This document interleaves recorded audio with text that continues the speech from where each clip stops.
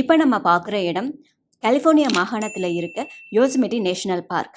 இந்த national park அமெரிக்காவில் தொடங்கப்பட்ட நேஷனல் பார்க்ல 3வது இடத்துல இருக்கு. 1849 சமயங்கள்ல யோசமிட்டி பள்ளத்தாக்குல தங்கத்தை தேடி நிறைய மக்கள் இங்க குடிபெயர ஆரம்பிச்சாங்களாம்.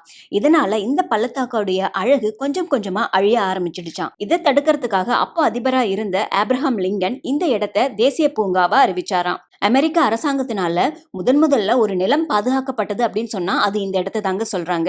இந்த தேசிய பூங்காவுடைய பரப்பளவு எவ்வளவு தெரியுமா? 7,59,620 ஏக்கராம். இந்த தேசிய பூங்கா முழுவதும் கிரானைட் பாறைகள், செகுவாயா மரங்கள், ஏரிகள், மலைகள், பனிப்பாறைகள், நீர்வீழ்ச்சிகள்னால சூழப்பட்டு இருக்கு.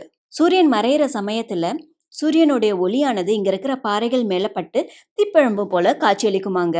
சூரியன் மறையிற சமயத்துல சூரியனோட ஒளியானது இங்க இருக்கிற நீர்வீழ்ச்சிகள் மேல பட்டு அந்த நீர்வீழ்ச்சியிலே தண்ணிக்கு பதிலா நெருப்பு கொட்டின எப்படி இருக்கும் அந்த அளவுக்கு தீப்பழம்பு போல காட்சியளிக்குமா.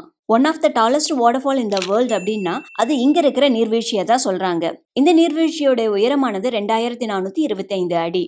Appar Yosemite Falls, Middle Cascade and Lower Yosemite Falls 3 தனித்தனியான நீர்வீழ்ச்சிகள் ஒன்னா சேர்ந்து இந்த பெரிய நீர்வீழ்ச்சியாக உருவாகுது.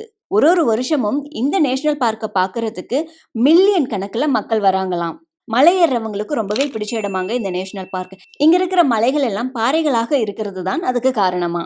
ரொம்ப அரிதா இந்த நேஷனல் பார்க்ல இரவு நேரத்திலையும் ரெயின்போவை பார்க்க முடியுமா. வானம் தெளிவா இருந்து முழு நிலா சமயத்துல அந்த நில ஒளியானது இந்த நீர்வீழ்ச்சியின் மேல பட்டு இரவு நேரத்துல ரெயின்போவானது உருவாகுமா.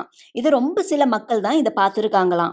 இந்த ரெயின்போவை lunar rainbow or moon rainbow அப்படின்னு சொல்றாங்க. இது இவ்வளவு பெரிய இடம் அப்படின்னு சொன்னாலும் மக்கள் பார்க்கறதுக்காக இவங்க அலோ பண்ற இடம் கொஞ்சம் கம்மியா தாங்க இருக்கு. இப்ப நம்ம கார்ல போனோம் அப்படின்னா ஒரு 40 நிமிஷத்துல இந்த நேஷனல் பார்க் ஃபுல்லா நம்ம சுத்தி பார்த்துட்டு வந்துடலாம். இதுல லூப் டிரைவ் இருக்கு. அதாவது எங்க ஆரம்பிக்கிறோமோ அதே இடத்துல போய் முடிகிற மாதிரியான ரோட் ஃபெசிலிட்டி தான் இவங்க பண்ணியிருக்காங்க. இப்ப நம்ம கார்ல அவங்க கொடுத்துருக்க ரூட்ல நம்ம கிளம்பினோம் அப்படின்னா எந்த இடத்துல இருந்து நம்ம நேஷனல் பார்க்கை பார்க்க ஆரம்பிக்கிறோமோ அதே இடத்துல நம்ம முடிப்போம்.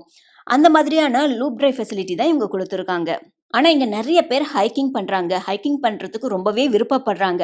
ஏன்னா ஹைக்கிங் பண்ணி போய் மலை உச்சியில இருந்து இந்த நேஷனல் பார்க்கை ஃபுல்லா பாக்குறதுக்கு ரொம்பவே அழகா இருக்கும் அப்படின்னு சொல்றாங்க. இங்க வாரக்கணக்குல மாசக்கணக்குல மக்கள் தங்கி இந்த நேஷனல் பார்க்கை ஹைக்கிங் பண்ணி சுத்தி பாக்குறாங்க. ஸோ அதிகமா கார்ல போய் பாக்குறத விட ஹைக்கிங் பண்றதுக்கு தான் மக்கள் விரும்புறாங்க. இந்த நேஷனல் பார்க்கோடைய இன்னொரு சைட்ல பூர்வீக அமெரிக்கர்கள் இன்னும் வாழ்ந்துட்டு வரதாவும் சொல்றாங்க. இந்த தேசிய பூங்கால கிட்டத்தட்ட 400 வகையான விலங்கினங்கள் பாதுகாக்கப்பட்டு வருதாங்க.